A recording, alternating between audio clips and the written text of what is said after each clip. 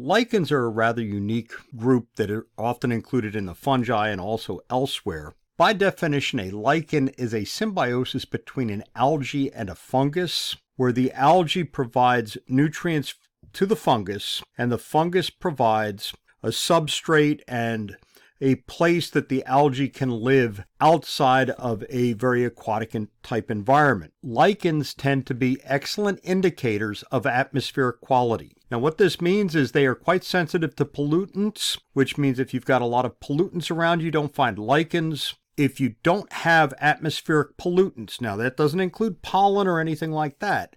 If you don't have atmospheric pollutants, you find lichens everywhere. Tallahassee, Florida happens to be an excellent place to have lichens. This is what a cross-section of a lichen looks like. The gray areas are the fungus.